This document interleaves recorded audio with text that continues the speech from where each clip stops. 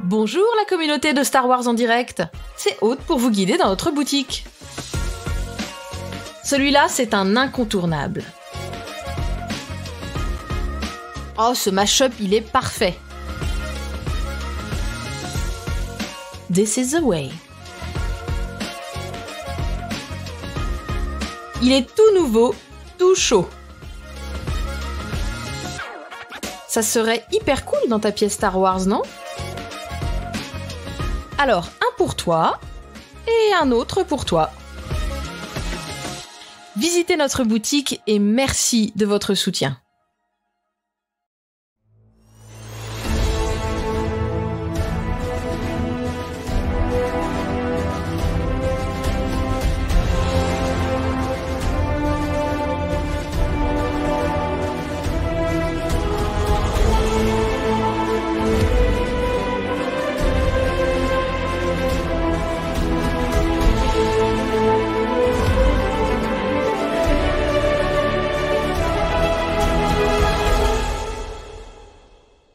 Bienvenue à Star Wars en direct, la voix du fandom Star Wars, depuis plus de 20 ans, ni plus ni moins, pour cette édition littérature qui sera consacrée au roman Padawan, tout simplement, de Chris.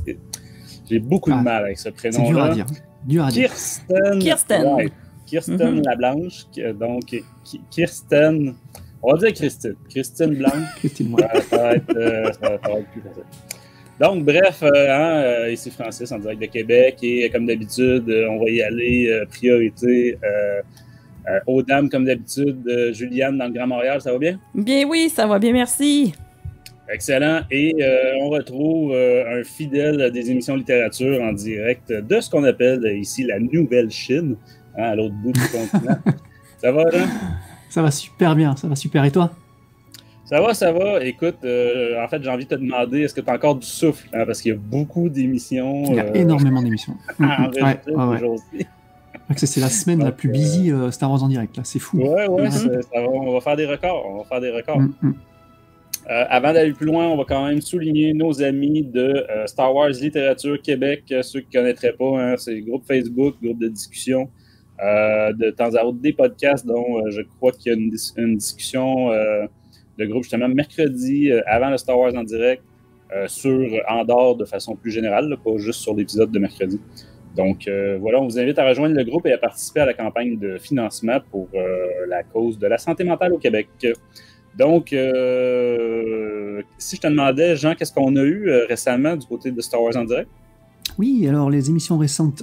Donc nous avons eu le premier numéro du Star Wars en musique, Ambiance Galactique, en compagnie de Odd et de Fred, donc le tout dernier... Pardon? C'était super intéressant. Ouais, c'était super bien. Ah oui, vraiment, on vous le conseille vraiment. C'était super sur tout ce qui était musique, comment ils appellent ça? C'était quoi le nom? Les musiques moi, qui sont à l'intérieur. In-Universe, là, c'est In-Universe, quelque chose. C'est ça, intradiégétique, voilà, c'est ça, intradiégétique, je crois que c'est ça. Ouais, ça revient. Ouais, c'est me revenu d'un coup là, mais c'était super intéressant, vraiment, donc allez écouter ça. Ensuite, on a eu le Star Wars en direct série où l'équipe revenait sur les épisodes d'Andorre 1 à 3. Alors, je crois que c'était la team française, avec Odd, entre autres, et Fred, d'ailleurs, je crois que c'est la même équipe. Oui, qui commentait.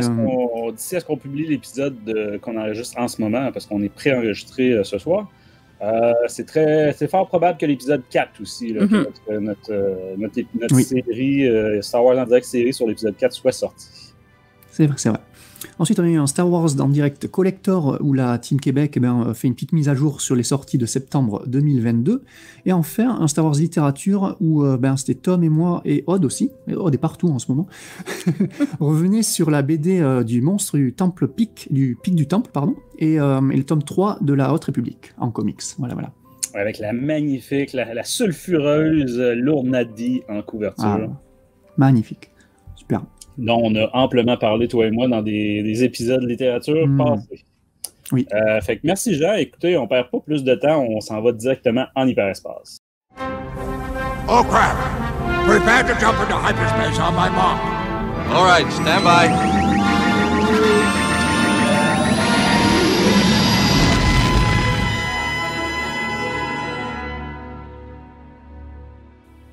Et oui, comme je disais, aujourd'hui, on est là pour parler de Padawan, donc un petit roman, ouais, un pas si volumineux roman jeune adulte sorti à la fin juillet. Bref, Juliane, est-ce que tu pourrais nous faire la lecture du synopsis de l'éditeur? Bien sûr. Donc, Obi-Wan Kenobi cherche sa place au sein de la Force en tant que jeune Padawan dans cette aventure. Obi-Wan Kenobi souhaite vraiment être un bon Padawan, voire même le meilleur. Mais cela semble de plus en plus impossible avec son nouveau maître Qui-Gon Jinn. Tous les amis d'Obi-Wan s'entraînent pour devenir des vrais Jedi, acquièrent de l'expérience en mission, tandis que lui est encore sur Coruscant, s'améliorant aux formes de combat ou s'asseyant durant des contemplations silencieuses. Depuis que l'ancien maître de Qui-Gon, Dooku, a quitté l'ordre, il semble que Qui-Gon a été trop occupé à essayer de se connecter à la Force ou à se disputer avec le Conseil Jedi au lieu d'entraîner convenablement son Padawan. Lorsqu'Obi-Wan convainc finalement Qui-Gon de l'emmener en mission sur une planète éloignée jadis explorée par un ancien Jedi, son maître ne se montre pas le matin de leur départ, poussant Obi-Wan à décoller tout seul. À son arrivée sur la mystérieuse planète luxuriante, il rencontre un groupe d'adolescents qui n'ont pas d'adultes pour les surveiller et qui semblent tous avoir une connexion avec la Force. Libéré des restrictions de l'ordre, Obi-Wan se joint à eux lors de leurs aventures, mais ses connaissances de Padawan le poussent à s'interroger sur l'étrange relation des jeunes à la Force et avec la planète verdoyante qui les entoure et tout ce que cela pourrait signifier pour son futur. Obi-Wan va tester les limites de sa relation avec les Jedi et avec la Force dans cette exploration excitante et mouvante de l'un des héros de Star Wars. Oui, voilà. Merci Juliane. Un status qui en révèle quand même pas mal, hein, mais je trouve, oui. Qui est peut-être même trompeur dans un sens là, sur certains aspects. On reviendra en partie spoilers, hein, je ne l'ai pas mentionné, mais comme d'habitude, on va faire une première partie sans divulgateur. Et on vous avertira clairement pour ceux qui ne voudraient pas du tout de spoilers. Côté spec, on est avec une nouvelle dans le petit univers Star Wars. Ben, elle avait fait, là, comme c'est souvent le cas, c'est passé, elle avait fait une nouvelle dans le deuxième From a Certain Point of View recueil de nouvelles. Le deuxième, c'était pour le 40e anniversaire de l'Empire contre-attaque. Donc, c'était 40 nouvelles par 40 auteurs. Fait que c'est ça, c'est Kirsten White là, que je massacrais son prénom tout à l'heure. Bravo. Jean, tu voulais nous toucher un mot de Christine Lablanche? Non, mais t'as dit ce qu'il fallait dire, quoi. Voilà, elle sort du pool des 40 auteurs de ce recueil-là, et il faut savoir que elle est spécialisée dans les romans young adult et jeunesse en dehors de Star Wars. Du coup, elle fait beaucoup de séries et de stand-alone même, de romans de fiction axés young adult et jeunesse. Voilà. Donc c'est logique qu'elle se retrouve ici sur ce Padawan, quoi. Ouais, excellent. Ben, d'après ce que j'ai pu voir, son style a de l'air apprécié de plusieurs, là, donc je ne serais pas surpris qu'on la revoie. Sinon, pour rapidement finir avec les specs, on se situe avec ce roman-là en moins 41 chronologie, donc moins 41 avant la bataille de Yavin. Je rappelle que c'est drôle hein, parce que dans le petit monde de la littérature, c'est quelque chose auquel on est très habitué, la date en fonction de la bataille de Yavin. Mais avez-vous remarqué que dans la série Andor, c'était la première fois qu'à l'écran, on avait une chronologie. On nous disait clairement, nous sommes en telle date avant la bataille de Yavin. Ah, c'est la première fois que c'est quelque chose que j'ai remarqué, donc ça va se démocratiser comme calendrier. D'accord. Je pensais que c'était acté. Comment? Je pensais que c'était acté, que c'était comme ça, partout. Ben oui, c'était officiel. Ce que je veux dire par là, c'est que le commun des mortels qui écoute juste les films et séries télé, pour eux, quand on leur disait on est en telle date, d'accord? Par rapport à quoi? Jésus-Christ? Bref, ici, on est 9 ans avant la menace fantôme. C'est drôle hein, parce que j'aurais cru un peu plus proche à pareil, ouais. Mais c'est ça, après vérification, on est en moins 41. Donc, le premier film est en moins 32, fait que voilà. 416 pages pour ce roman-ci. Encore là, bon, le nombre de pages, hein, de plus en plus, j'aurais tendance à dire fiez-vous pas trop à ça parce que la grosseur de l'écriture va faire une grosse différence. Et les marges, la mise en page et tout, là. C'est ça, exact. Donc, parce que c'est ça, les romans jeunesse vont avoir plus de pages que ça, mais c'est écrit 3 fois plus gros. Bref, en termes de durée d'audiobook, je trouve que c'est une valeur quand même beaucoup plus fidèle. On est avec un 7h26. Ah, c'est bon. Fait que ça vous donne quand même une idée. Et pas d'édition spéciale cette fois-ci. Hein. C'est souvent le cas avec les jeunes adultes, les romans jeunes adultes. Là, c'est pas chez Del Rey, hein, c'est chez Disney, Lucasfilm Press. Fait que c'est ça, il y a un peu moins de collaboration spéciale puis de promotion avec Walmart, Target, peu importe, nommez-les. Là. Ou les fameuses belles versions collectionneurs là, signées par l'auteur, tout ça. Fait que voilà pour Padawan. On va y aller tout de suite avec nos critiques rapides et sans spoilers. Puis c'est ça, on reviendra dans les détails après. Fait qu'encore honneur aux dames, qu'est-ce que tu as pensé de ta lecture, Juliane? Puisque toi, si j'ai bien compris, c'est en physique, hein? Tu l'as lu le roman. Je rappelle, parce que moi, c'est en audiobook. Toi, Jean, de ton côté, cette fois-ci? Toujours l'audiobook, oui. Audiobook. Donc, vraiment, là, moi, j'aime beaucoup la couverture, vraiment, l'illustration de Charlie Bowater. Vraiment, je l'ai mentionné, là, vraiment, je la trouverais vraiment belle, ça l'attire beaucoup l'œil, là, donc en magasin, ça doit être un bon vendeur, juste à cause de la couverture. Oui, exact. C'est vrai, hein? Non, c'est vrai. Ouais. J'ai trouvé que ça ressemblait au style de Phil Noto, là, ceux qui connaîtraient. Oui, c'est vrai. Couverture de roman, entre autres. Tu sais, même là, on pourrait avoir un comic avec ce genre de dessin-là, là, ça serait super beau, là. Dans le fond, ben, c'est sûr, en le lisant, comme tu l'as mentionné, ça s'adresse à des jeunes adultes, puis même, on s'en est parlé, Francis, même plus jeunes, facilement, là, du 12-17, facilement. Ce qui est le fun pour les lecteurs, c'est qu'ils retrouvent un personnage qui a leur âge vraiment, là, qui a 16-17 ans. Tu sais, c'est le fun, ils peuvent s'identifier à Obi-Wan, là, qui vit à peu près les mêmes affaires que eux. Les intrigues là, sont vraiment pas compliquées. Là, ça se lisait vraiment facilement. Puis, un peu comme d'autres qu'on avait lus, on avait parlé de Queen's Peril, ou Shadow qu'on avait parlé le dernier. C'est vraiment des thèmes que les ados aiment. Là, le dernier, c'était Queen's Hope. Oh, Queen's Hope, c'est ça. C'est vraiment, tu sais, ça reprend des thèmes que les ados, les jeunes adultes aiment beaucoup. Donc, ça, c'est pas une surprise. L'histoire, elle se lit super bien. Peut-être, dans le fond, les débuts de chapitres ou de sections que, bof, c'était-tu nécessaire? Non, c'était peut-être pas nécessaire. Vraiment... toujours une question aussi du public visé. Hein. C'est ça. Plus tu vas dans le plus jeune, plus tu as besoin comme de structurer un peu leur lecture. Peut-être, oui. Pas de longueur, vraiment. Moi, ça, je l'ai lu d'une traite. Là, je me suis pas ennuyée du tout.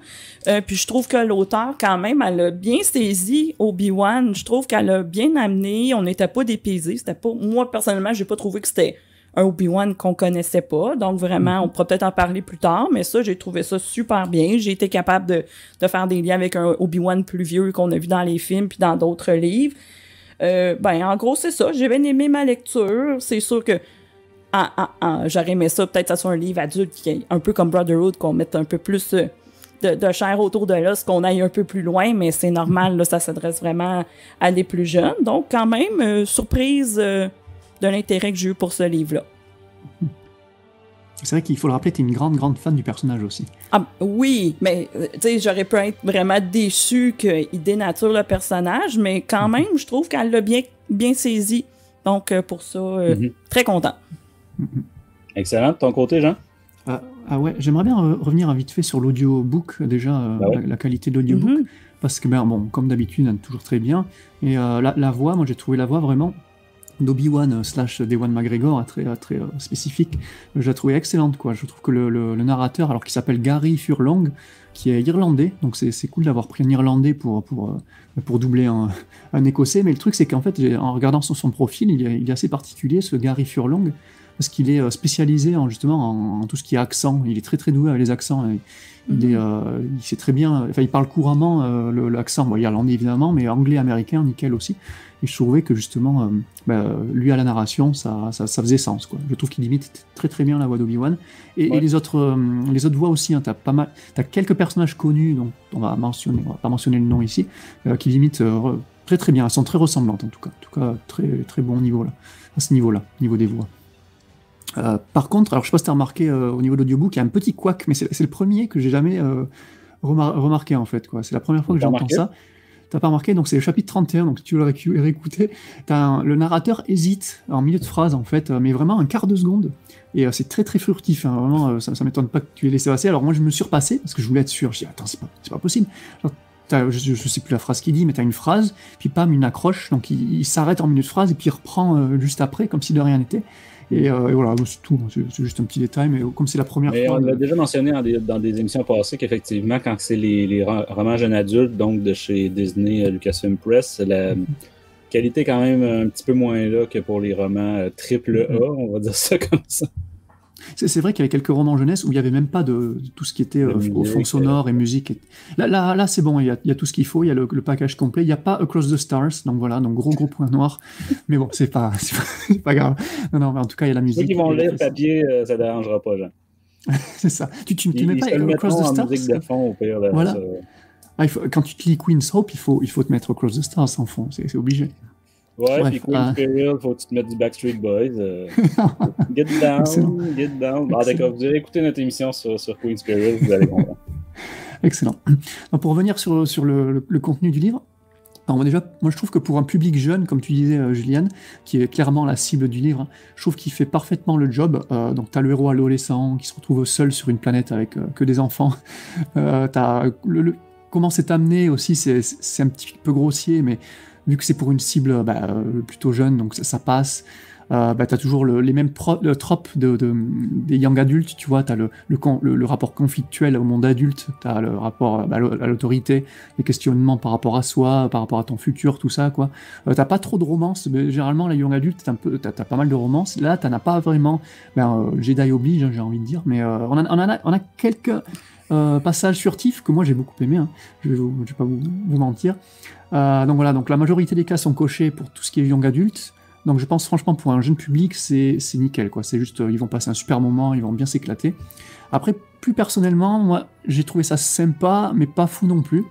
Déjà retrouver Obi-Wan à cette période-là, j'ai trouvé ça vraiment bien parce que je crois que c'est la première fois qu'on a une aventure de lui à cet âge-là en fait. C'est souvent des team-up avec Anakin, je crois. Ouais, ou souvent peut-être un one-shot dans des comics là, dans des comics, ouais, séries de one-shot qu'on a eu là. Ouais. L'ère de la République là. Voilà, il y avait peut-être ça, mais là je suis content de ne pas avoir Anakin dans les pattes, hein, on va dire. Parce que moi je préfère vraiment Obi-Wan comme personnage, hein, si on devrait choisir. En tant que grand romantique, les quelques moments de pseudo-romance, moi ça m'a bien plu, on en reviendra. J'ai beaucoup aimé le début et la fin du livre, donc c'est focus surtout sur sa relation, c'est pas un spoiler de dire qu'il a la relation avec son maître, hein, donc Qui-Gon, donc qui se passe plus en début et fin du livre, ça j'ai beaucoup aimé. Ces deux persos que j'adore, hein, vraiment, c'est pour ça que l'épisode 1 reste encore mon film prélogique préféré, mais c'est surtout grâce à eux deux, à leur dynamique. Et sans trop spoiler, il y a des passages avec d'autres personnages connus de l'univers qui m'ont aussi bien plu. Notamment des premières rencontres entre Obi-Wan et d'autres personnages qui rencontrent pour la première fois, donc c'est très cool. Et donc tous les passages d'introspection, il y a beaucoup d'introspection sur Obi-Wan, et ça c'était vraiment très bien. Donc le fait de l'avoir adolescent, tout ce que ça apporte comme questionnement, encore une fois, ses doutes, ses peurs, donc ça c'était très bien. Et voilà, mais bon voilà, c'est le truc qui a pêché, c'est toute l'histoire secondaire. Enfin, c'est pas une histoire secondaire, c'est vraiment son aventure principale sur cette planète avec les enfants perdus, qui m'a fait beaucoup penser à Peter Pan, évidemment. Quoi. T'as dit le terme à les enfants perdus. Exactement. On est dans Hook, là. Ouais. Complètement. Là, Peter Pan, complètement. Ça fait très. Je crois que l'inspiration est obvious, quoi. Je l'appellerais peut-être Peter Padawan, le bouquin, tu vois. Tellement c'est obvious. Tu vois. Mais et moi c'est pas un Disney ou c'est pas un bouquin que j'apprécie plus que ça, moi, Peter Pan. J'aime beaucoup le Hook de Spielberg, mais je suis plus tu vois, le Finding Neverland avec Johnny Depp là, justement avec Kate Winslet, ça, c'est un film qui est super sur l'histoire de comment a été créé Peter Pan. Bref, je dis vague, mais voilà, en fait ça m'a pas attiré plus que ça, hein. T'en as aussi un petit peu dans Andor, hein. Dans les premiers épisodes d'Andor, le côté planète avec que des enfants. Effectivement, je me suis demandé, est-ce qu'on est sur la même planète, là, mais comme il la mentionne rapidement, non? Oui. Et les épisodes vus après. Je me suis demandé, coudonc, est-ce que ça fait... À mon avis, c'est un peu hasard, là. Je pense pas que ça a été concerté, là, mais encore une histoire de tribu d'enfants qui vivent tout seuls dans la jungle, là, qui survivent par eux-mêmes. Donc ça, c'était un peu du déjà vu, quoi. Mais bon. Après, voilà, l'histoire en général, parmi ces enfants là, c'était assez prévisible. Je trouvais les personnages assez caricaturaux, les mésaventures pas passionnante plus que ça, mais encore une fois, pour la cible que ça vise, je pense que ça passe, quoi. T'as du classique, quoi. C'est Obi-Wan qui est empli de doutes et qui va trouver ses enfants, et grâce à ses enfants, il va trouver le courage de surmonter ses peurs. C'est vraiment du déjà vu, mais voilà, j'essaie de me mettre à la place de la cible, et je trouve que pour ça, il fait du bon taf, quoi. Donc un bon bouquin et un bon moment en soi, quoi. Voilà, pour la critique. Excellent. Je vais essayer de ne pas répéter ce que vous avez déjà dit. Vous avez déjà couvert à la fois du positif, du négatif et du on sait pas trop. Je pense que ce qui est vraiment problématique avec ce roman-là, peu importe qu'on voit ça positif ou négatif, c'est justement, mais quelle cible ça vise? Mais est-ce que c'est-tu, parce que c'est quelque chose que j'ai vu beaucoup.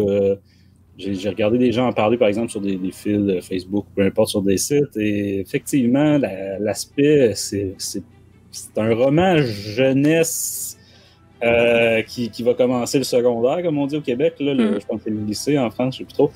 Mais c'est ça, on n'est pas dans le jeu, on n'est pas dans l'Étoile perdue, même Leia, princesse d'Alderaan, c'est plus vieux que ça. Ouais. J'ai cité Most Wanted qui venait avec le film Solo, c'était beaucoup plus mature, on va dire, comme thème. Ou comme...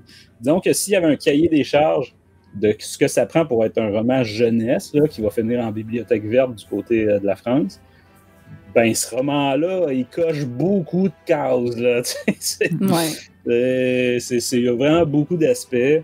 Je pense que ce que vous n'avez pas mentionné, peut-être Juliane, tu l'as mentionné, mais l'aspect très métaphore écologiste. Non, j'avais noté, j'avais pas dit, ouais. Okay. Puis Jean t'a dit caricaturaux certains personnages. Là aussi, moi je trouve que l'ensemble du livre sur cet aspect-là, c'est une caricature de pamphlet écologiste. Ce qui est une très bonne chose, la promotion de l'écologie, je suis le premier à le dire. Mais c'est ça, si on s'adresse aux enfants, ça me surprend pas, tu comprends? C'est le genre de façon d'amener les choses zéro subtile. Prenez l'expression que vous voulez, là, un éléphant dans un jeu de quilles ou un magasin de porcelaine ou peu importe, mais c'est la subtilité niveau zéro. Poussé justement à l'extrême, dans le sens, on est dans Star Wars, hein, fait qu'on peut se permettre là, de pousser ça à l'extrême, mais les personnages aussi, quand même assez caricaturaux. Moi je mentionnerais quand même dans le très positif, tu l'as dit Jean, l'aspect avec Qui-Gon, avec Dooku aussi, là, on est dans la période où Dooku... C'est pas un spoiler ça du coup, justement, je voulais pas le dire par peur que ce soit un spoiler. Non, je dirais pas. Je pense que si les gens étaient pas au courant que Dooku a quitté l'Ordre Jedi à un moment donné dans la chronologie... non, mais qu'il soit présent dans le livre. Spoilé la prélogie, tu sais. Non, c'était plus le fait qu'il soit présent. Moi, je savais pas qu'il était dans le bouquin, en fait, et ça m'a fait plaisir de le voir. Ah non, les gens, faut pas qu'ils s'attendent à ce qui est très, très, très présent. Là. C'est vraiment furtif. Mais bref, c'est plus en termes d'introspection et de réflexion d'Obi-Wan. Parce qu'effectivement, on est beaucoup dans la tête d'Obi-Wan dans ce moment-là, mais à 2000%. Puis il se pose beaucoup de questions, entre autres liées à Dooku, liées à Qui-Gon. Fait que bref, des liens faits avec la Haute République. Ça, j'ai trouvé ça très cool. Je suis sûr que vous aussi. C'est pas un spoiler aussi. C'est un personnage qu'on n'aimera pas, pour pas me le faire reprocher de spoiler. Mais personnage qui est vite devenu un des favoris, je pense, des fans là, au niveau de la Haute République. Ah oui. Et niveau prélogie, c'est ça, Obi-Wan. On va découvrir d'où vient une certaine amitié entre Obi-Wan et un autre personnage que j'adore. Ah, donc, celui-là, tu le spoil. J'ai mis, il va spoiler le dernier personnage du truc. Alors, mais là, toi aussi, en termes de spoil, je pense après, je dis spoil. Beaucoup de gens se sont pas gênés pour le spoiler, là, en le mettant en couverture de vidéo YouTube. Ah oui, à ce point-là. La surprise est gâchée. De toute façon, c'est quoi, la moitié du roman, peut-être, là? Bref. Comme Juliane a dit, ça passe assez vite. Pas tant de points morts que peut-être les réflexions à Obi-Wan. Des fois, on est longtemps dans sa tête. Peut-être qu'il y a des plus jeunes qui veulent de l'action, qui vont trouver ça. Mais moi, j'ai vraiment eu l'impression, je vous le dis, là, roman jeunesse, parce qu'il y en a qui étaient vraiment cibles très jeunes, mais roman jeunesse, par exemple, ceux de la Haute République, les deux derniers de la Haute République, moi, je me suis vraiment senti là-dedans, dans un roman jeunesse de ce niveau-là. Donc, oui. Mais c'est marrant parce que... c'est ça, tu t'ennuies pas pendant des heures, c'est ultra fluide comme écriture. Quand je disais dans le cahier des charges du jeunesse, là, c'est ça. Ça aussi, je trouve que le style de l'auteur est fluide à ce point-là. Fait que voilà, c'est ça. C'est pas du négatif, c'est comme du bon, d'accord. Mais tu sais, ça va pas. Je pense pas que ça va être le chef-d'œuvre, le roman préféré du canon de beaucoup de gens. Non. Tant mieux s'il y a des jeunes que ça leur fait découvrir Star Wars, par contre. Ça leur fait découvrir la littérature Star Wars, tant mieux. Oui. Mais c'est ça, je crois qu'on n'est pas le public cible, là, aucun des Peut-être le lien avec la série, ils ont vu la série télé, puis là, puis ils voient le roman, ils font « Ah ouais, comment il était quand il était jeune? » C'est clairement, c'est clairement sorti pour ça, quoi, faire le Brotherhood pour les adultes, et là, t'as le Padawan pour les jeunesses, quoi. Exact, puis dernier point sur la caractérisation du personnage, c'est vrai que c'est très bien, faut que les gens comprennent par contre qu'il y a Obi-Wan a un certain parcours. Hein? Dans sa vie, c'est loin d'être un personnage là, à sens unique, là, peu importe son âge, son époque. Là, on a un Obi-Wan beaucoup plus rebelle, qui met sa... on pourrait dire que la suite de Padawan, ça va être une Master and Apprentice, maître et apprenti, ou est-ce que justement on a un Obi-Wan qui est rentré dans le rang là, au niveau de la structure de l'Ordre Jedi, tout ça. De toute façon, moi, c'est un personnage que j'ai toujours adoré sur son aspect là, du sens du devoir. Obi-Wan, c'est pas un respect de l'autorité par fanatisme, par aveuglement. C'est un respect de l'autorité par, justement, sens du devoir, puis il accepte que cette structure-là est là pour une raison, etc.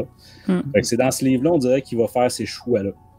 Qu'il va beaucoup faire de réflexion par rapport à ça, puis peut-être que c'est après ça qu'il va devenir, les Français ont l'expression casse-couille, là, qui va vraiment venir faire chier Qui-Gon là, pour tout le reste de son adolescence avec, jusque dans le film, quand il dit « Vous seriez déjà au Conseil Jedi hein, depuis longtemps si vous, si vous respectiez un petit peu plus les décisions. » Fait que voilà, je pense que ça fait le tour au niveau non-spoilers. Si je vous demandais de donner une note sur 20 à Padawan, vous donneriez quoi, Juliane? C'est dur à noter. Moi, j'ai mis 16. Un 16, quand même. C'est bien, c'est bien. Pas de ton côté, là? C'est marrant que, juste, j'avais envie de rebondir vite fait, sur 2-3 trucs que tu disais, c'est marrant que c'est vrai que tu le compares au roman jeunesse de la Haute République, mais c'est vrai que ça fait très Test of Courage et c'était Mission to Disaster, où là encore, pareil, ils arrivent, les jeunes arrivent sur une planète hostile, mais en plus, c'est un peu le même concept, la Mission to Disaster, si je me rappelle bien, ça, c'est la planète où tu avais une catastrophe naturelle, et là, c'est un peu ça, quoi. Donc, et pareil, Test of Courage, c'était ça. Mais par contre, tu dis que c'est un roman jeunesse, mais il est catégorisé young adulte. Non, c'est ça, c'est un roman jeune adulte. Mais moi, tout le long, c'est pour ça que ça va se sentir dans la note, puis ça se sent dans ma critique aussi. Si on était dans une émission jeunesse en ce moment, en train de critiquer un roman jeunesse, je serais beaucoup moins, négatif sur cet aspect-là. Mais pour moi, c'est un roman qui cible mal. Mais tu vois sur un site... jeunesse, et non un petit roman jeune adulte. Tu vois sur le site où je l'ai acheté, je ne mets pas le nom de la compagnie, ils l'ont mis 12-17. 12-17? OK, ouais. Ils l'ont mis 12 ans, 12-17. On n'est même pas jeune adulte, là. Non, c'est ado, carrément ado, là. Ouais. Ouais, c'est sûr que la catégorie, c'est très vague. Ils l'ont dit dès le départ quand ils ont créé ce concept-là, avec le canon. C'est plus au niveau du thème, c'est la construction de caractère. Pour les jeunes, fait que ça peut être, c'est ça, début de l'âge adulte, comme ça peut être. Mais là, vraiment, moi, c'est pas juste ce qui arrive à Obi-Wan qui me fait dire que c'est un roman jeunesse, c'est plutôt la forme. Ah oui, tout à fait. C'est quoi l'intrigue de ce roman-là? Il y en a une, là, mais c'est qui les grands méchants dans ce roman-là? Il y en a, là, mais c'est... c'est pas très méchant. C'est pas... c'est ça, là. En tout cas... Bref, voilà. On en reparlera plus en section spoiler. Mais ouais, du coup, pour conseiller, moi je conseillerais plus en jeunesse tout ce qui était, tu te rappelles, Join the Resistance ou les Adventure in Wild Space, là. Ça, c'était vraiment des jeunesses de fous, quoi, qui m'ont vraiment bluffé. Je les avais mis un bon 18 sur 20 facile, quoi, tellement j'avais adoré ces bouquins. Celui-là, il m'a bien plu, mais comme tu dis, sympa sans plus. Moi, je lui ai mis un petit 14,5 sur 20. Mais à voir, peut-être que discuter avec vous, ça va peut-être faire évoluer la vie, quoi. Voilà. Excellent. Bon, dans ce cas-là, ça va être moi le méchant. Ce soir, moi, dans le fond, j'y donne tout simplement la note de passage avec un 12 sur 20. Je le comparais, je regardais beaucoup mon classement. Moi, je suis assez visuel, fait que je me suis vraiment fait un tableau Excel de voici pour chaque note les romans, puis c'est ça. J'avais beaucoup de mal à le mettre plus haut. pas en parce que termes toi, de défauts évidents, mais ne serait-ce qu'en termes d'intérêt. Est-ce que je vais relire ce livre-là plusieurs fois dans ma vie? c'est peu probable, mais bon, voilà. C'est vrai que t'aimes bien les classer, parce que moi je trouve qu'il n'y a pas vraiment un Argus des romans Star Wars, c'est vraiment le feeling, quoi. Moi je peux avoir adoré un roman à 16 et moins aimé un roman à 14, mais c'est pas parce que j'ai mis 14, enfin, c'est pas vraiment un Argus. Ça peut être le feeling du moment, on est harcelé par un film, par une série. Ça peut être notre amour pour un personnage plus qu'un autre, ou une période de la chronologie plus qu'une autre. Fait que c'est ça. Moi, j'essaie quand même de m'éloigner le maximum de mes petites préférences personnelles, mais bon, évidemment, il y a toujours une part de subjectivité là-dedans. Évidemment. Fait que voilà, si vous n'avez rien à ajouter, non spoilers, on va tout de suite mettre notre super avertissement zéro subtil, encore une fois, comme ce roman-ci.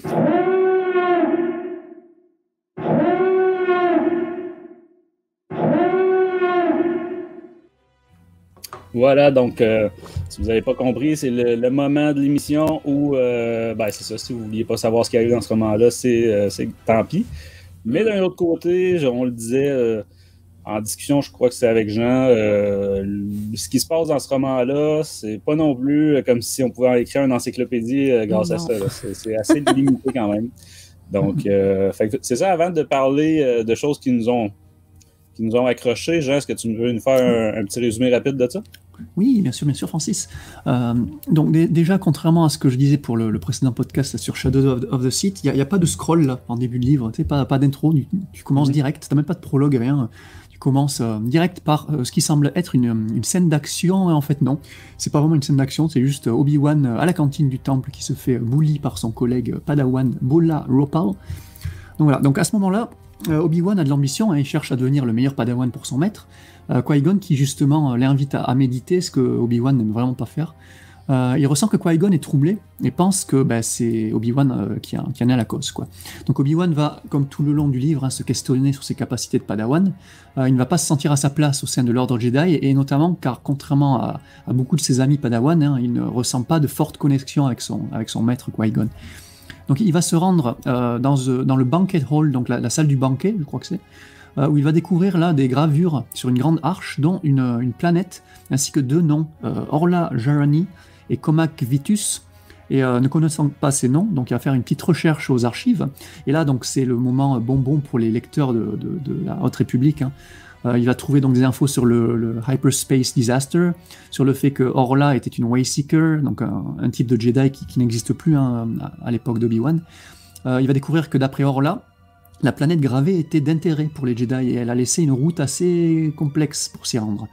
Donc il va ressentir une forte connexion avec cette mystérieuse Orla et va se mettre en tête de retrouver cette mystérieuse planète, du coup. Donc par bribes, après tout le long des deux premiers tiers du livre, je dirais, on va avoir de furtives scènes d'un méchant, très méchant, avec une grosse voix, machin, et donc c'est l'antagoniste principal, mais à ce moment-là du livre, on ne connaît pas encore son identité, tout ce qu'il dit reste très cryptique et assez sans intérêt, je trouve, d'ailleurs, au tout début. Obi-Wan va... On se demande un petit peu, là, qu'est-ce que j'écoute là? Vraiment, mais il lâche... On est revenu avec les interludes de la trilogie Aftermath. Ouais, c'est un peu ça, parce que ce qu'il dit, t'es complètement dit, mais oui, non, mais j'apprends rien. Aucun rapport avec ce que t'es en train de lire. C'est ça. D'où faudrait peut-être le relire une deuxième fois pour mieux comprendre ces passages. Bref. Donc Obi-Wan va raconter ses trouvailles à Qui-Gon, qui lui est intéressé aussi par ce concept de Wayfinder, et il va accepter l'idée d'Obi-Wan de partir en mission sur cette mystérieuse planète. Donc, et tout ça évidemment sans en parler au Conseil. Donc là on reconnaît bien le côté rebelle de Qui-Gon. Donc après une furtive rencontre entre Dooku et Obi-Wan, qu'Obi-Wan ne reconnaît pas de suite. Alors corrigez-moi si je me trompe, mais je crois que c'est la première rencontre dans le canon peut-être entre Obi-Wan et Dooku, ou une première rencontre en personne. Il savait qui c'était, mais il n'avait jamais vu vraiment de face peut-être, je sais pas. Voilà, bon bref, il y a son pote le boulet là, comment il s'appelle, Bola, voilà. Bola le bully, voilà, je l'appelais. J'arrête pas de l'embêter. Pendant tout le début là, il est vraiment chiant ce Bola. Donc lui, il va mettre en plus, voilà, il va mettre dans la tête d'Obi-Wan. Précisons que lui, c'est juste que pour lui s'amuse, il trouverait ça normal qu'Obi-Wan agisse pareil avec lui. Il y a une mention à un moment donné là que pour lui, c'est de l'humour et il trouve ça tout à fait normal. Donc, bon. Oui, c'est pas un méchant Jedi. Ouais. Non, c'est pas un méchant Jedi. C'est un genre d'humour qu'Obi-Wan a du mal avec. Donc, Bola, il va lui mettre dans la tête d'Obi-Wan qu'il y a une rumeur stupide qui traîne au temple et comme quoi Qui-Gon allait rejoindre les Lost 20, là, ces fameux ex-Jedi ayant quitté l'ordre, et d'où la visite de Dooku qui a quitté l'ordre il y a peu. En début de roman, Dooku n'est déjà plus, ne fait plus partie de l'ordre. Et pour couronner le tout, Bola va par la suite révéler à Obi-Wan qu'il n'a pas été choisi par Qui-Gon, comme c'est de coutume, mais a été assigné par le Conseil, en fait. Et là, Obi-Wan va être sous le choc, il va encore plus douter de son futur en tant que Padawan et de sa place dans l'ordre, en fait. Ça va le mettre dans tous ses états. Donc le lendemain, le moment du départ est arrivé. De l'enfant qui apprend qu'il était adopté. Ouais. Ou c'est ça, simplement qu'il n'était pas désiré, là, que c'est un accident. Ben oui, non, ça avance. Le rejet. Exactement. Donc le moment du départ est arrivé, mais Qui-Gon est en retard, et puis pire encore, quand en retard, il viendra carrément pas. Obi-Wan va tenter de le contacter sans succès, mais au final, partir sans lui. Du coup, Obi-Wan pense de plus en plus que Qui-Gon a vraiment quitté l'ordre, notamment quand il a remarqué qu'un des vaisseaux n'était plus dans le hangar, tout ça, quoi.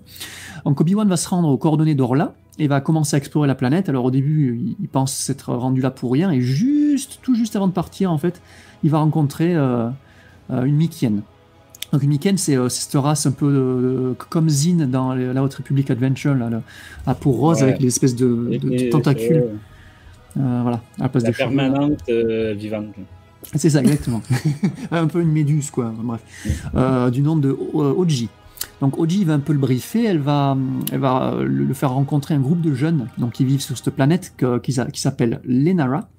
Lenara, une planète extrêmement hostile, qui a tendance à vouloir tuer les intrus via la flore, la faune et pas que, aussi les phénomènes climatiques, géologiques, tout y passe, quoi. Donc Obi-Wan sent que ses enfants sont aussi fort sensitifs et présentent des capacités surhumaines semblables à celles des Jedi, ce qui leur permet de survivre justement dans ce milieu hostile. Parmi ces enfants perdus, on a quelques personnes importantes. Donc, tu as Oji, le leader, qui est en couple avec Zebri, qui aura pas mal d'importance aussi dans l'histoire, notamment concernant tout ce qui était questionnement d'Obi-Wan. Son frère Cashel, qui sera un peu le ronchon du groupe, un peu l'antagoniste. Et ces trois-là sont vraiment les plus importants, quoi. Les autres sont plus anecdotiques. Pour subvenir à leurs besoins, les enfants vont expliquer à Obi-Wan qu'en plus des fruits locaux et de tout ce qu'ils peuvent pick up dans la forêt, les enfants consomment des espèces de petites orbes lumineuses qu'ils ne trouvent que dans une grotte dans les profondeurs de Lenara et qu'ils appellent le Power. Subtil là aussi. Ce sont ces orbes qui, après ingestion, non seulement permet de subvenir grandement à leurs besoins nutritifs, mais aussi donnent aux enfants donc, ces capacités surhumaines. La contrepartie, on l'apprendra par la suite, c'est que l'ingestion de ces orbes tue les adultes prématurément, en fait. D'où l'absence d'adultes sur la planète. Donc on va nous apprendre qu'une partie des settlers, des adultes, sont partis de la planète, sont échappés, voyant que la planète était complètement inadaptée. Mais une autre partie des adultes est restée, donc les parents de ces enfants ont ingéré ces orbes et sont morts, en fait. Voilà. Donc ensuite, on a Obi-Wan qui va petit à petit admirer l'indépendance, la liberté et l'autosuffisance de cette communauté de jeunes enfants, et il va aussi se rendre compte que la faune peut être très docile, il va même penser à rester, à vouloir quitter l'ordre, carrément rester. Au final, après moult péripéties, on va se rendre compte qu'en fait, ce sont les enfants qui, en volant, entre guillemets, ces orbes, ces orbes sont en quelque sorte la life source de la planète, on va dire, et c'est ça qui la rend hostile, en fait.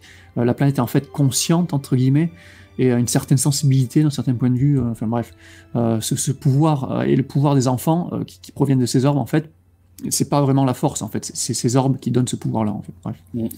Voilà. Donc il va réussir à les convaincre, non sans mal, ça va prendre un peu de temps, de rendre ces orbes à la planète. Et une fois ça fait, les enfants vont s'apercevoir qu'en effet, Lenara peut être bien plus hospitalière. Donc entre-temps, on a l'antagoniste principal qui va se pointer sur la planète, qui se nomme Logrib, et c'est en fait l'oncle de Oji et Castle. Disons qu'on est rendu, là, on a passé le 2/3 du roman. Oui, déjà, là, oui. L'intrigue, on va dire, là, ou en tout cas, l'antagoniste, effectivement, arrive tard.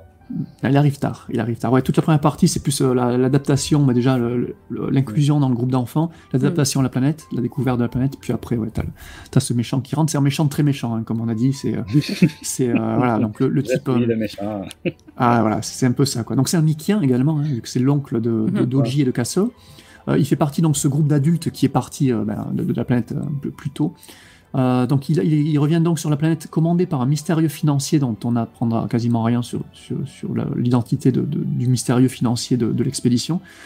Il est là pour récupérer donc le power évidemment, hein, mais seulement pour sa gueule en fait. Évidemment, vu que c'est un méchant très méchant, il veut garder les ordres pour lui.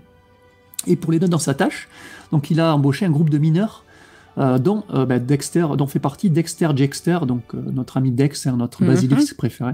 Donc là encore, première rencontre canon entre Dex et Obi-Wan, je dirais. Voilà. Et donc, des péripéties, certains enfants vont faire confiance à Logrib, donc Casual, évidemment, le méchant enfant, on va dire. Obi-Wan va essayer de les convaincre des mauvaises intentions de Logrib, jusqu'au final, il va révéler que c'est une grosse pourriture et que non seulement il veut sacrifier les enfants, mais en plus il veut sacrifier son propre staff et sa propre équipe de minage. Donc ça va finir de convaincre Dex, se doutant déjà des réelles intentions de Logrib, d'aider Obi-Wan et dans son combat contre le Mickien. Voilà. Et le tout finira donc dans un combat dans la fameuse grotte des orbes, hein, où Logrib va en ingérer quelques-unes pour matcher en force face à Obi-Wan. Et Obi-Wan donc va être aidé de Oji, et à eux deux arriveront à vaincre le grand méchant. Voilà. Et en épilogue, en quelque sorte, on a les adieux émouvants entre Obi-Wan et les enfants. Donc Obi-Wan qui rentre au temple, hein, les doutes effacés, beaucoup plus confiant, avec de nouvelles convictions, tout ça, quoi. Donc Obi-Wan va retrouver Qui-Gon.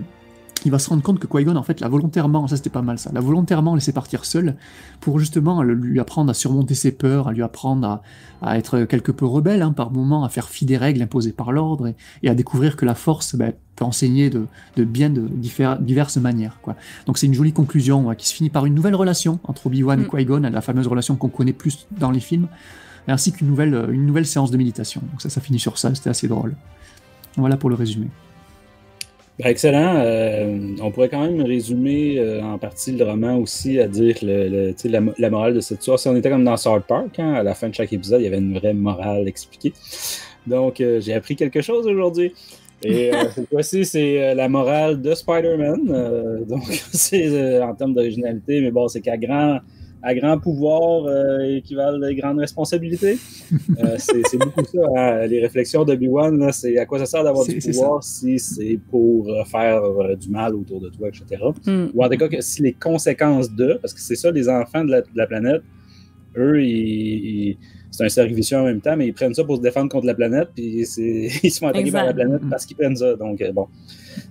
Fait que quand on parlait de thèmes caricaturés un peu, ou de personnages caricaturés, bon, vous avez compris un peu avec le résumé. Mais c'est ça reste qu'il y a plein de petites choses intéressantes disséminées là-dedans. Je veux quand même mentionner que c'est ça, le thème de l'exploitation d'une planète, la planète se rebelle, désastre, l'écologie. Même dans Star Wars, on commence à être dans du récurrent, là. C'est parce qu'on a vu ça beaucoup, entre autres dans des affaires jeunesse. On a vu ça dans des comics aussi beaucoup, que ce soit. Et peut-être là, la seule nuance, c'est que c'est pas le méchant empire industriel qui vient tout détruire, ou tu sais, je sais pas, là il y a Avatar 2 qui va sortir, c'était un peu ça aussi, l'histoire d'Avatar. Je veux dire, c'est ça depuis tellement de récits différents. Là, cette fois-ci, c'était quand même des gentils, entre guillemets, mais qui se rendaient pas compte de ce qu'ils faisaient. Fait que quand on disait caricature, un petit peu de pamphlet écolo, il y a cet aspect-là, là, tu sais, oui, on sait que vous vous rendez pas compte, mais vous détruisez la planète, et voici le désastre naturel, c'est à cause de ça. Fait que c'est ça, le niveau subtilité, 0. Même si les intentions sont très bonnes, puis effectivement, selon la cible, selon l'âge du lecteur, tout ça, ça peut être quelque chose que lui ou elle aura jamais déjà lu. Nous, c'est juste que ça fait 1000 fois qu'on lit ça, la même histoire, mais c'est ça, effectivement, ça peut être une nouveauté pour certains.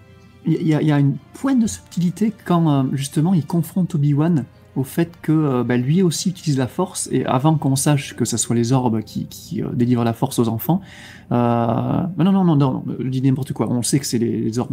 Mais en fait, eux le confrontent au fait que essaye de plus utiliser la force, toi. On verra ce que t'en penses. Si nous, on veut bien arrêter de manger les orbes, mais toi, arrête d'utiliser la force. Et du coup, on sera quitte, et puis voilà, quoi, comme ça, donnant, quoi. Et Obi-Wan a du mal parce que justement il essaie d'expliquer que c'est pas vraiment ça, quoi. C'est un peu plus différent. Donc moi j'ai vu le parallèle, j'imagine que c'est intentionnel ça. Par contre, là, je serais pas surpris que ce soit concerté. On le sait que c'est en parallèle avec la série télé. Et effectivement, la série télé, au début, Obi-Wan s'est coupé de la force. C'est complètement arrêté de l'utiliser et arrêté de communier avec la force. Donc, en tout cas, je serais pas surpris que ça soit concerté, mais bon. Sinon, d'autres aspects que vous vouliez aborder?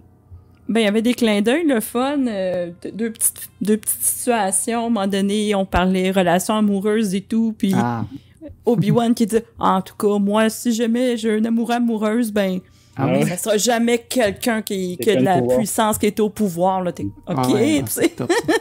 Puis c'est dur de pas passer à la duchesse. Ben non, c'est comme OK. Oui, puis l'autre, il parlait, les jeunes le trouvaient têtu, entêté, puis il dit oh, moi, si j'ai un padawan, il sera pas aussi têtu que moi. Là, c'est comme, OK. Il y a des petits clashs le fun, des petites pointes comme ça. Là, ça, j'ai bien aimé. Mais comme tu parlais du power, comme les orbes, moi, je voyais comme le gros promoteur méchant qui veut prendre toute l'eau d'une planète, puis là, il veut la vendre. Tu sais, moi aussi, je l'ai vu, là. Tu sais, c'est comme les promoteurs, les pas gentils, les grosses entreprises qui veulent... Effectivement, là, c'est assez frappant là-dedans, là, ouais. Ouais, le niveau de subtilité, un peu plus, puis c'est quelqu'un qui veut ouvrir une centrale au charbon, là, tu sais. Oui. C'est ça. Quand je faisais le parallèle tantôt avec Avatar, tu sais, dans Avatar aussi, c'était le niveau 0 de c'était je suis méchant. Fait que, mais t'as son staff, comme tu disais, gens qui s'en rendent compte vite, parce que en fait, dès qu'il réussit à atteindre la planète, c'est pour ça qu'on l'a mentionné dans le résumé, mais c'est que c'est très très dur au niveau de navigation, tout ça, la planète se défend même dans l'espace. Donc, fait que juste pour atteindre la planète, ils ont perdu, je pense, le 2/3 de leur flotte, là, de leur flottille. Oui, c'est ça. 2 vaisseaux sur 3, quelque chose comme ça, avec tous les équipages qu'il y avait dedans. Et là, t'as Dex qui dit le capitaine avait l'air de s'en foutre complètement. Fait que ça nous donne un aperçu que l'oncle, parce qu'au départ, quand il retrouve les jeunes, justement, il joue pas le méchant tout de suite. Non. Et il fait j'en reviens pas que vous ayez survécu, je pensais que tout le monde était mort, etc. Fait que, oui, et c'est l'oncle de deux des enfants, donc tu dis mais il est là pour les aider, quoi. Et eux attendent ça, quoi, attendent de l'aide. Ouais, pour eux, c'est le sauveur, là, il est venu les aider, donc. Ouais. Sinon, on parlait des termes jeunesse. Oui. Tu as mentionné romance, c'est pas le bon terme encore une fois, là, mais on peut démystifier le faux scandale de ce roman-là qui est vraiment, pour moi, c'est de la bullshit pure et simple. C'est comme quoi Obi-Wan est maintenant bisexuel. Oui, alors j'ai pas compris. Moi d'en rire, là, mais c'est quel passage du livre? Oh mon Dieu, c'est deux lignes, même deux phrases sur 2 pages. J'ai pas noté. C'est une remarque qui dit, c'est que... il parle du bisou, là? C'est ça? En fait, le pire, c'est que je jette pas la pierre. Parce que, tu sais, il y a des gens qui essaient de créer des scandales où il n'y en a pas. Ça, même, c'est pas juste dans Star Wars, là, peu importe, là, il y en a partout. Et t'as ceux qui voient des situations tout le temps où il n'y en a pas aussi, puis là, qui célèbrent. Tu sais, c'est comme ceux qui célébraient le fait que Poe et Finn étaient un futur couple. Puis là, tu leur disais, tu sais, des hommes qui sont amis, ça existe dans la vie, là. Aussi, ouais. Fait que moi, je vois ça un peu comme ça aussi. J'ai vu des gens écrire, puis des gens en vidéo aussi, dire... c'est vraiment, là, c'est clair, net et précis, là, que c'est un aveu qui est bisexuel, Obi-Wan, puis blablabla. En tout cas, je sais pas si l'auteur est sorti publiquement par rapport à ça, mais c'est zéro. En tout cas, si c'est ça, c'est trop subtil pour moi. Je dois pas être assez, je dois pas saisir les messages, là, parce que c'est vraiment, pour moi, c'est vraiment pas de quoi d'aussi clair que ça. Fait que, je pense que c'est juste une petite mention, entre autres, pour tous les jeunes qui se pose ce genre de questions-là, tout ça. Ça n'a rien de vraiment dramatique, ça dénature. C'est ça, il y en a qui sont partis en peur, ça dénature le personnage. Non, c'est rien de ça. Là. Calmez-vous tout le monde là, des deux côtés. Là. Pourtant, Jean s'en souvient même pas. Là. Jean c'est s'en est même pas aperçu. En fait, je me souviens du passage, et justement, c'est un passage que j'ai beaucoup aimé, parce qu'en fait, c'est le passage où tu as une conversation entre Obi-Wan et Cashel, lui, c'est une plaie pendant tout le livre, et là, c'est le seul moment où tu dis, en fait, il voulait juste protéger ses enfants face à l'étranger, quoi, donc c'était un peu naturel, quoi. Et la conversation entre les deux est super sympa, et justement, tu sens, moi, j'ai pas du tout ressenti ça, justement, tu sens qu'Obi-Wan apprécie beaucoup Zebri, et Zebri qui est une femme, quoi, d'après ce que j'ai compris, mais qui est déjà avec OG, donc il est un peu bloqué, et puis de toute façon il est Jedi, ça arrive à rien, et en plus quand il est dans le temple, t'as 2-3 sentences là où on fait allusion au fait qu'il aime bien c'est Prier, je crois, la Padawan qui est avec tu sais, t'as le groupe avec Bola et Pri, s'entend bien avec, il s'entend bien, tu sens qu'il y a peut-être quelque chose, donc t'es là, moi ça va dans Brotherhood aussi, je pense, c'est ça. Pri était peut-être dans Brotherhood aussi. En tout cas, c'est dans Brotherhood que j'avais appris que c'était un personnage légende, que dans un roman légende de l'époque du premier film, là, de la prélogie, c'était son intérêt amoureux à Obi-Wan. Là, il y avait non, ça c'est tu confonds avec Siritashi, je crois. Siritashi, c'est une personnage de légende qui était dans les romans Jedi Apprentice, du Legends, qui était l'intérêt amoureux de Love Interest d'Obi-Wan dans le Legend, qui a été recanonisé, mais là, dans le canon, elle est pas tellement l'intérêt amoureux. Là, Siritashi est là, mais voilà. Et l'intérêt amoureux, c'est plus pris du coup. Mais le clin d'œil était sympa. Pas remarqué. Mais bref, voilà, c'est ça. Je pense que c'est plus on a un Obi-Wan qui se pose ces questions-là pour la première fois, que vraiment on sent qu'il n'a jamais pensé à tous ces concepts-là d'intérêt amoureux ou même... tu sais, on parle... C'est pas intérêt sexuel, c'est juste une question d'embrasser. Fait juste se demander s'il aurait envie un jour d'embrasser quelqu'un. Fait que là, il nomme telle race, sont attirants, sont charismatiques, ou tu sais... Fait que c'est ça, là, les tempêtes dans des verres d'eau, je commence à en avoir. Sinon, pour discuter de trucs plus intéressants.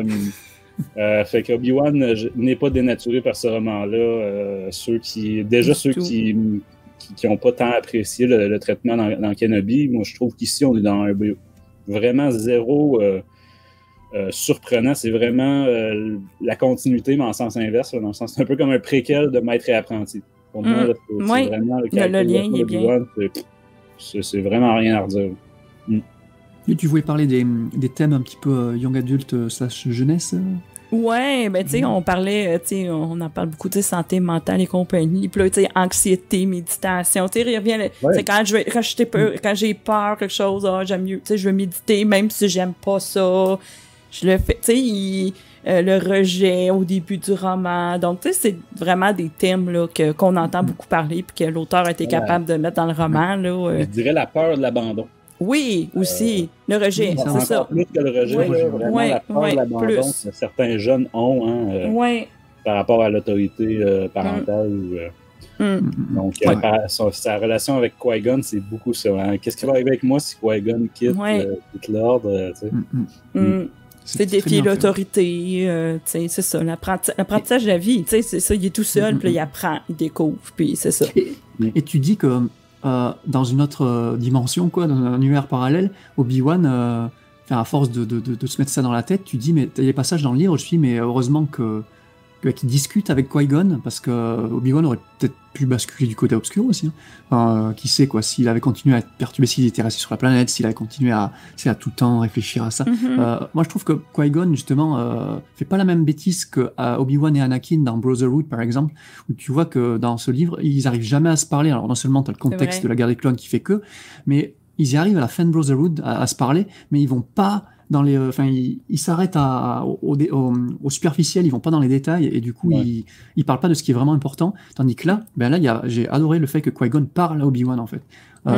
Il se pose, et c'est un point très, très important dans la construction d'Obi-Wan. Ça, j'ai beaucoup aimé, quoi. Voilà.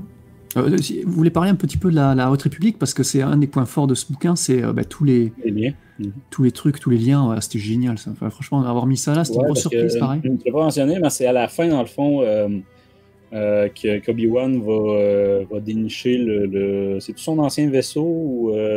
Bref, sur la planète, il va retrouver les notes ou je sais plus quoi, le journal de bord de Orla Jorani. Ouais, Ouais. un Qui data explique disc. qu'elle doit quitter pour aller aider Elzar. Oui. C'est ça. Bien ça. Donc là, on se trouve juste avant c'est quoi en français? La chute de l'étoile? C'est ça. Fallen Star. Fait que dans le fond, c'est ça. C'est pour ça, en fait, que le temple, que l'ordre Jedi a jamais investigué cette fameuse planète-là, parce que l'info s'est pas rendue. C'est ça. Comme quoi, c'est parce qu'elle disait justement que ça serait vraiment une planète d'intérêt pour l'ordre. Fait que, mais c'est ça. J'essaie de pas trop spoiler Fallen Star, là. Mais bref, l'info s'est pas rendue. On va dire ça comme ça. Ah non, c'était top là, tous ces clins d'œil. Le fait qu'Obi-Wan mentionne le fait que les Wayseekers, ils sont pas. Enfin, c'est le type de Jedi qu'on a dans la Haute République qui sont pas rattachés vraiment à l'ordre, qui sont un peu indépendants. Et ils voient dans Qui-Gon un genre de Wayseeker. Et c'est ce qu'on avait dit quand on a découvert les Wayseekers. On s'y était. Dans la prélogie, Qui-Gon, ça serait peut-être un genre de Jedi un petit peu indépendant comme ça. Ben ça, c'est intéressant, effectivement. Ouais. Ça faisait différent des réflexions habituelles normales de tous les romans jeunesse. Là, là effectivement, cette réflexion-là sur est-ce que Qui-Gon ne serait pas plus heureux en tant que Wayseeker, et moi-même, est-ce que c'est ça aussi qui me rejoint le plus?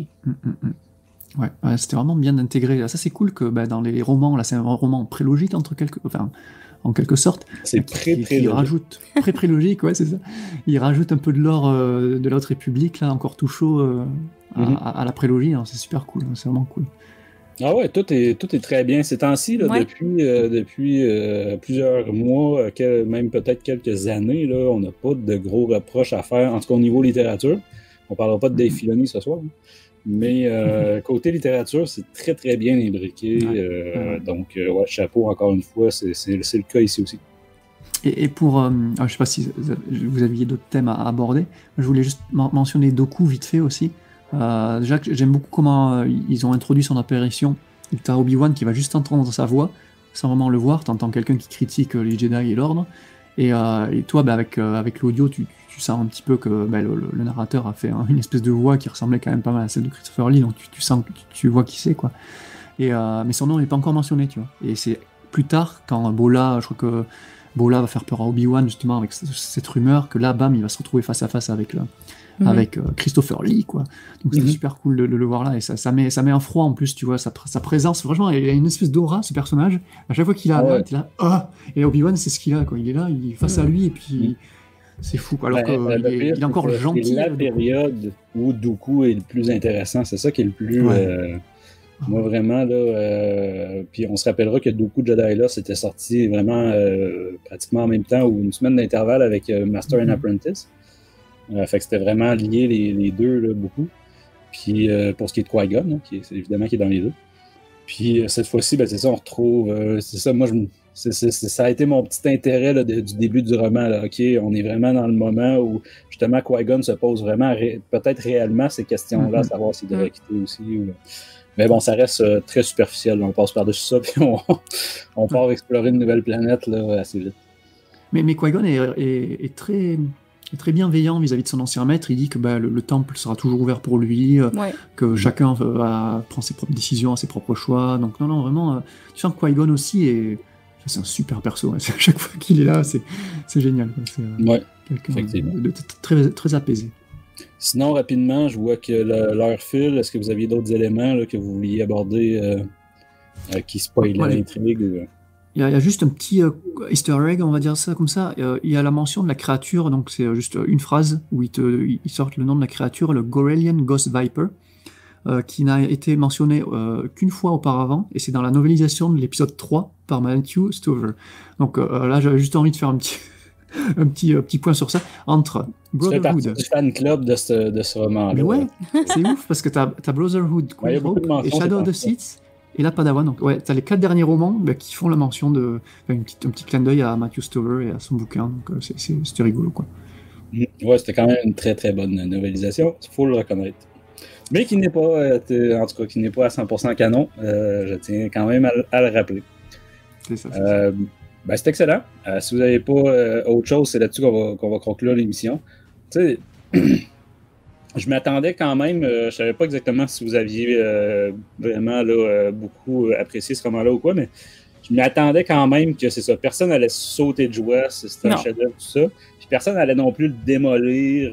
C'est vraiment là, quand même un ajout intéressant, surtout entre autres pour les fans du personnage d'Obi-Wan. Ça vient quand même creuser son histoire pas mal. Son background, ouais, complètement. C'est ça. Non, mais, on a dit quasiment que du positif sur le livre, en fait. Quand même. Finalement, on l'a pas du tout démonté, quoi. Non, il y a du bon, quoi. Et encore une fois, pour les plus jeunes, c'est du bonbon. Oui, pour découvrir le personnage et tout, je pense on recommande quand même. Oui. Complètement. Mais c'est ça, plus aux pré-ados que aux jeunes parents. Tout à fait. Aux gens en début 20 ans. Oui. Fait que, bref, voilà. Comme toujours, si vous avez des suggestions, des commentaires, n'hésitez pas à venir discuter avec nous sur les différents médias sociaux. On vous invite particulièrement sur YouTube à, évidemment, le pouce bleu, les partages, etc. Les commentaires, ça aide beaucoup le référencement.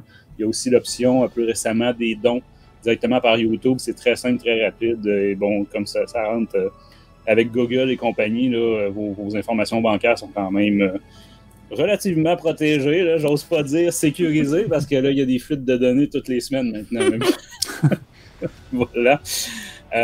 Et venez jaser sur le Discord, entre autres sur le fil littérature, donc où est-ce qu'il y a beaucoup question de ces multiples sorties littérature-là.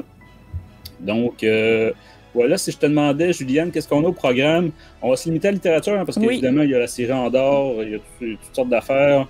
Il y a une petite quelque chose en préparation aussi pour l'anniversaire du rachat par Disney, là, par plusieurs membres de l'équipe. Mais côté littérature, qu'est-ce qu'on a qui s'en vient, Juliane? Oui, donc 2 épisodes, un sur le roman The Princess and the Scoundrel, donc que personnellement je commence à lire bientôt. J'en ai entendu beaucoup de bien, donc j'espère que ça va être à la hauteur de mes attentes. Et ensuite sur la BD Crimson Ring 2 et 3. Voilà. Oui, volume 2, volume 3, dans le fond, c'est les comment on dirait ça, pas des anthologies, là, mais c'est le rassemblement de tous les numéros. Là. C'est sûr, chez Panini, qui rassemble Star Wars, Vader, Aphra, Bounty Hunters, etc. C'est ça. Fait que ça aussi, ça s'en vient. Donc, encore une fois, comme toujours, de la part de toute l'équipe, merci d'avoir été à l'écoute de Star Wars en direct, la voix du fandom Star Wars depuis plus de 20 ans, et que la force soit avec vous. Bonne soirée à tous. Ciao.